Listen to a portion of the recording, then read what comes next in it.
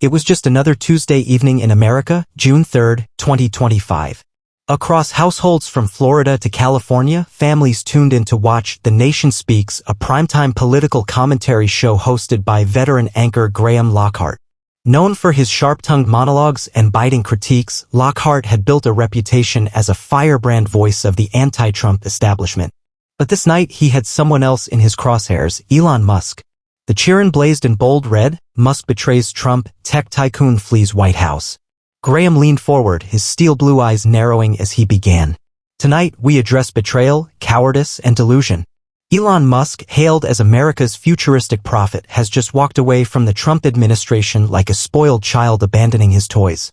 The so-called genius who brought us Mars dreams and meme stocks has thrown a tantrum at the White House, and America deserves to know why.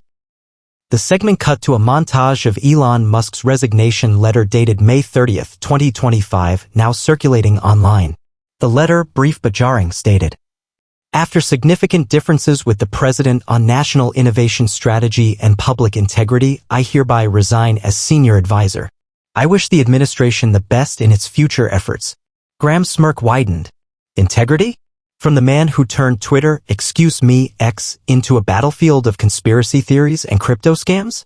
Who lectures presidents while launching Dogecoin satellites? What a joke. Backstage, producers gestured wildly. Phones lit up. Social media was exploding. Unknown to Lockhart, Musk had been watching the show live from his studio bunker in Boca Chica, Texas, where he'd been quietly preparing to go public about what really caused the fallout with President Trump. At the same moment, Elon Musk tapped a button on his private livestream dashboard. His message went out on X, YouTube, Rumble, and a half-dozen blockchain-based platforms. Going live in 5 minutes. Full truth. No filters. No spin. Within minutes, 12 million people had tuned in.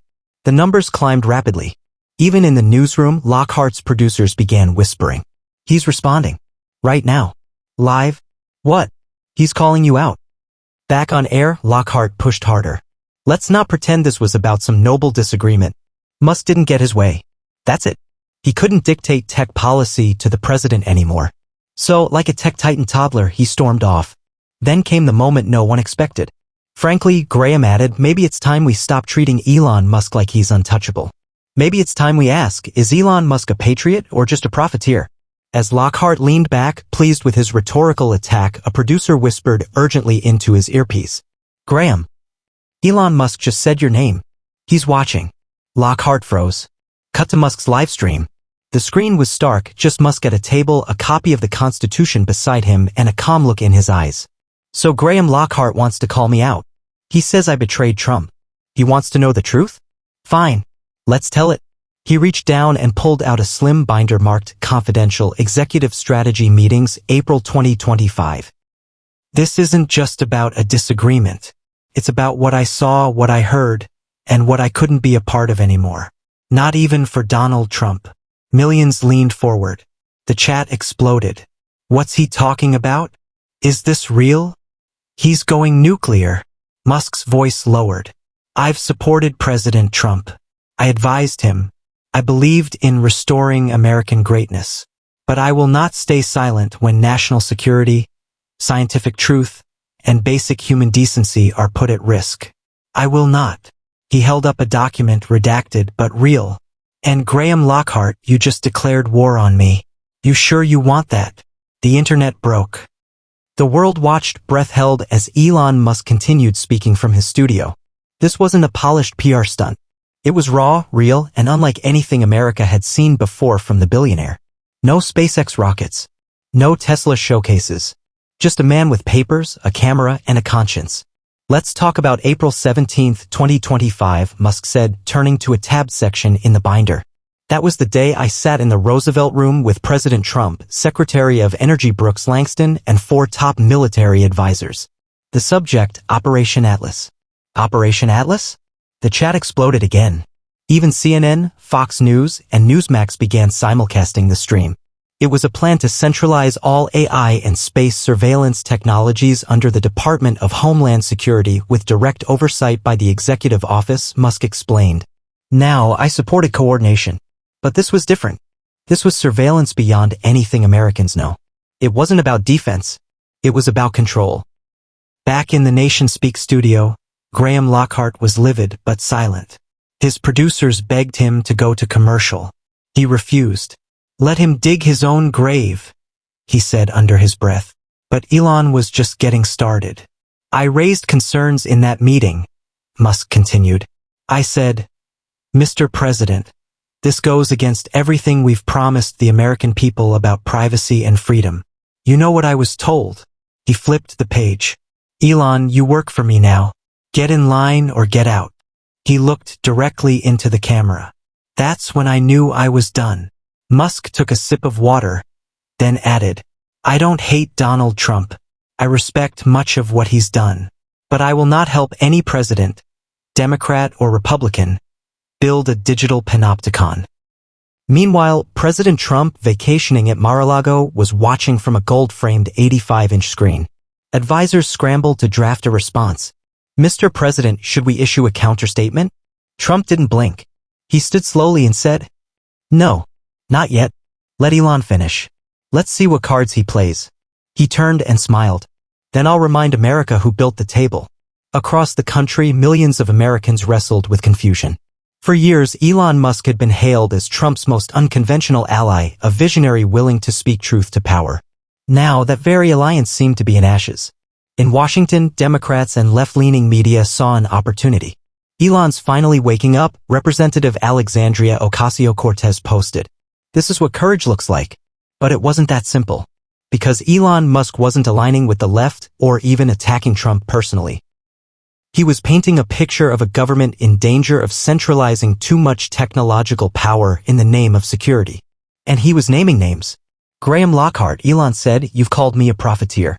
You've mocked my companies, my children, and my brain. But let me ask you, who funds your network?" He held up a chart showing major donors and corporate entities tied to Lockhart's show. "You claim independence, but you're paid to lie. And tonight, you tried to make me the enemy of the people. You failed."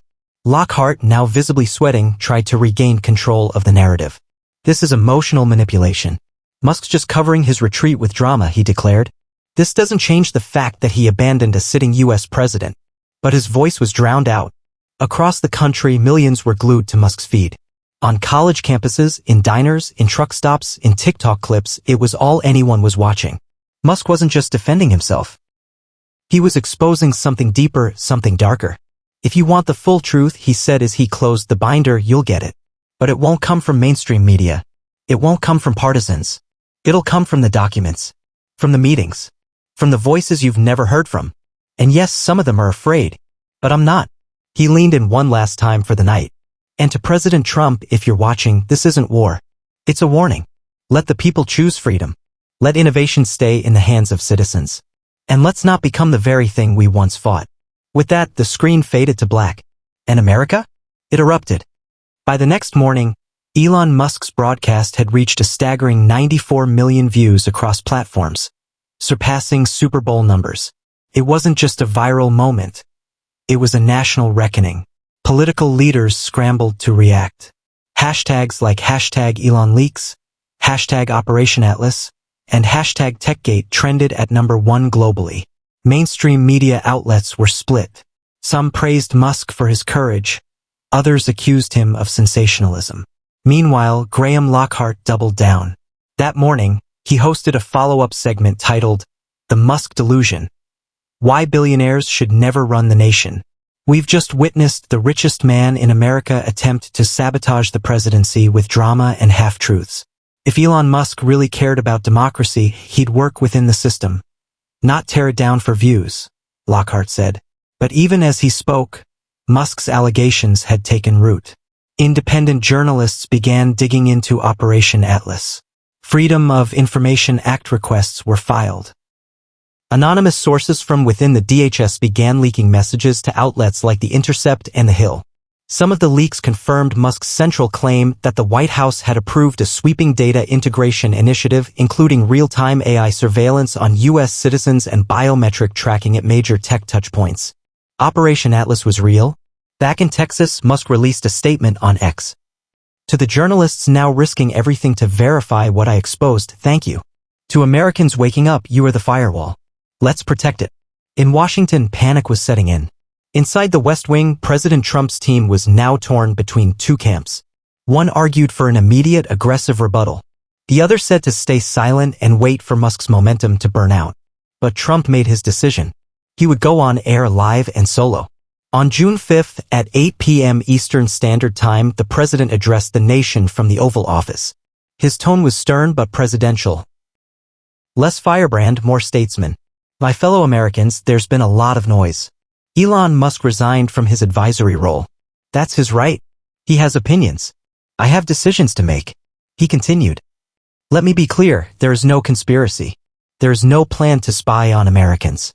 What there is a plan to defend our country using the most advanced tools available. I will never apologize for keeping America safe. Elon was a great advisor. But let's not confuse innovation with governance. He builds rockets. I build policy. And this government is still run by the people, not billionaires with podcasts. The jab stung. The internet immediately split. In the hours that followed, the country plunged deeper into a digital civil war. Protests erupted in major cities, some supporting Trump, others marching with signs that read, Musk was right, and end Atlas now. On Capitol Hill, a bipartisan group of senators announced plans to summon Musk for a congressional hearing on surveillance, AI, and executive overreach. In response, Elon posted a single word on X. Ready. Meanwhile, Graham Lockhart refused to back down. On his show that Friday, he aired secretly recorded footage from a Musk interview in 2022 where Elon appeared to mock voter concerns and say democracy is a temporary inconvenience to progress. Though out of context, the clip sparked outrage. Pundits accused Musk of being anti-democratic. But this time, the blow didn't land.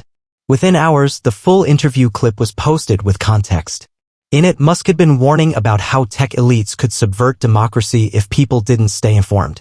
The viral hit job backfired. Hard. Public support swung further in Musk's favor. On Saturday, in a shocking twist, former White House Chief Technology Officer Raymond Chu came forward with a public statement. I worked on Atlas. What Elon said was true. It went too far. I resigned quietly in April. I was scared. I'm not anymore. That single statement sent shockwaves through Washington. News anchors stuttered on air. Lockhart went completely silent for 20 seconds during his own monologue, an unprecedented pause. His ratings began to nosedive. But the final blow was yet to come. Because Elon Musk had one more ace up his sleeve. June 8, 2025.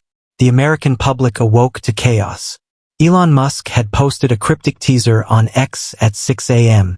They called me a liar. They said it was about ego. You deserve the truth with voices, not headlines. 9 a.m. Eastern Standard Time. Hashtag Atlas Tapes. 3 words that would change everything. The Atlas Tapes. As the clock struck 9, the live stream began. The screen faded from black to a dimly lit room. On the table were 2 USB drives, an old-school voice recorder, and a document stamped, classified, eyes only. Elon sat down. His tone was cold, his delivery calculated.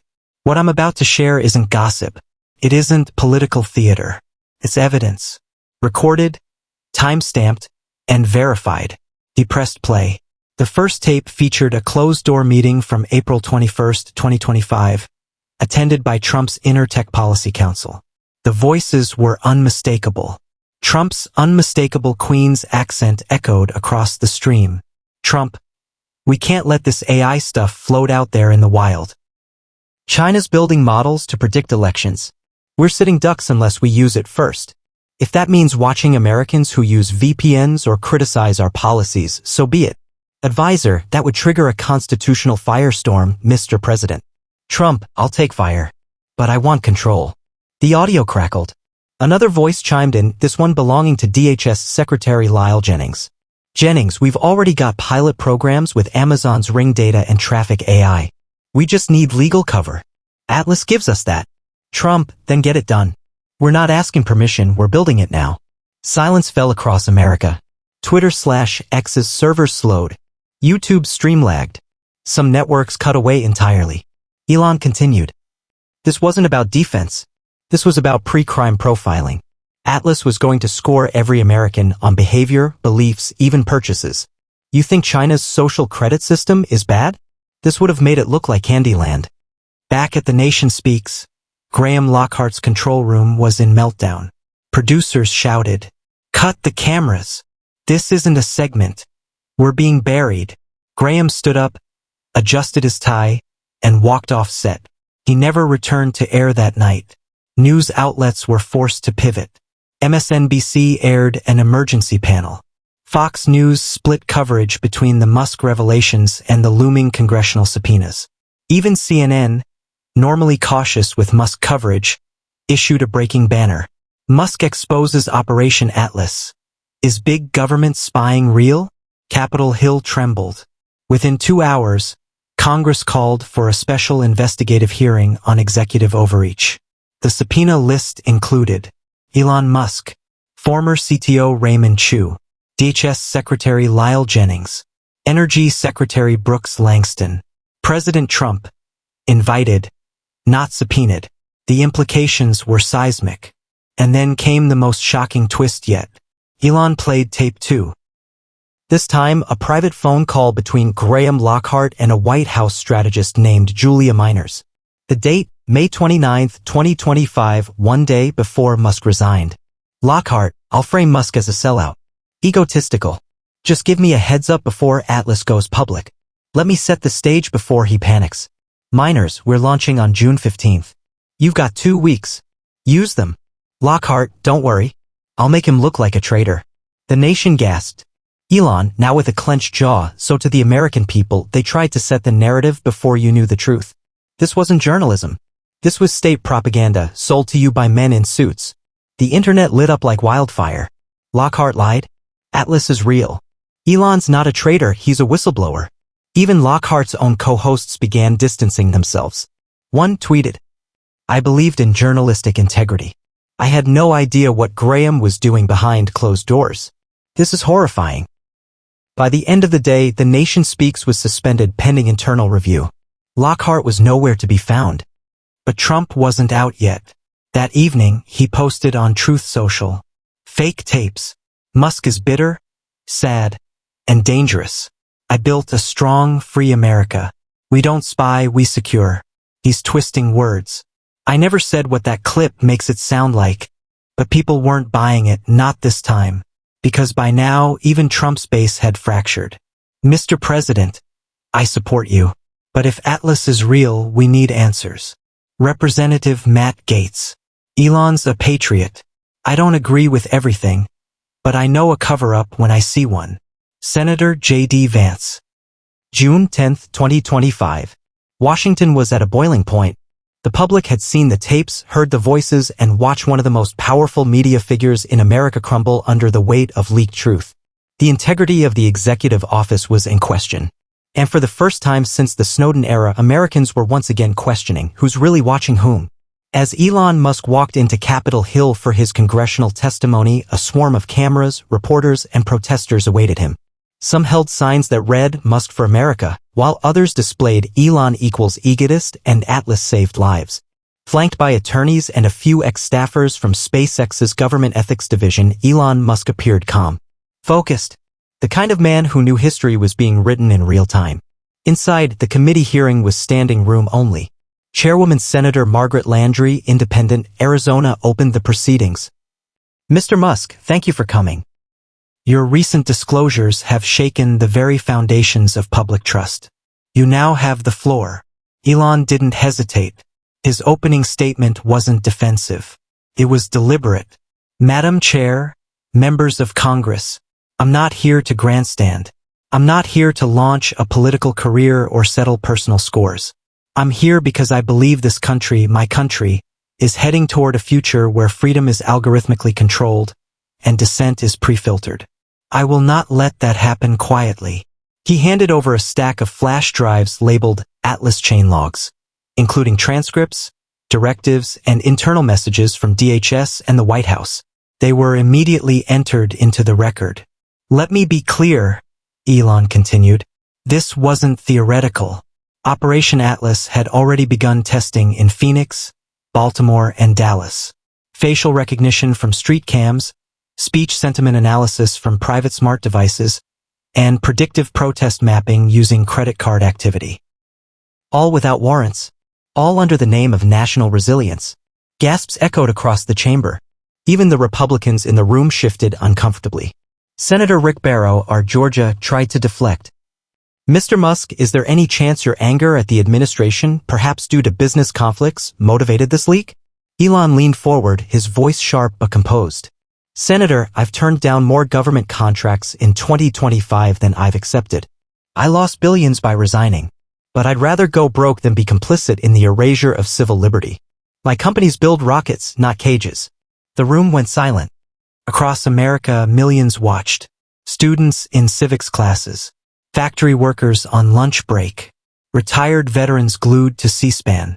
And of course, President Trump watching from the private theater in Mar-a-Lago, fuming.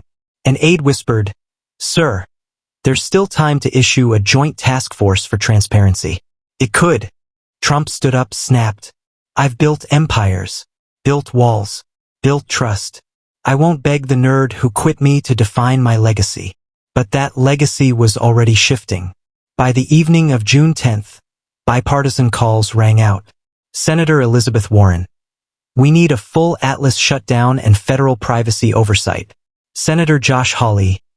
"This is beyond party. Americans weren't told. We were all lied to." Even Senator Lindsey Graham conceded. "We've gone too far with surveillance. Time to walk it back." On June 11th, under intense pressure, the Department of Homeland Security announced the immediate suspension of Operation Atlas pending investigation. That same day, The Nation Speaks officially terminated Graham Lockhart. His final words, posted bitterly on Truth Social. "I tried to protect the country from chaos. Musk unleashed it." June 12, 2025. Elon Musk stepped in front of a podium outside the Capitol. With no teleprompter, no PR team, no corporate logos. "To those who believed me, thank you. To those who doubted me, I understand. But now the evidence speaks. Let's build something better. A future where liberty isn't a license we renew. It's a right we protect." A reporter shouted, "Will you run for office?" Elon smirked. "I already have a job. Making the future worth living in." Epilogue. Atlas was disbanded. Congress passed the American Data Sovereignty Act. Public trust in mainstream media dropped by 37% in a single month. Graham Lockhart disappeared from public life. President Trump remained defiant, but quietly reorganized his inner circle. And Elon Musk? He returned to Texas. No press tour. No new political platform. Just one last post on X. "A republic if we can keep it."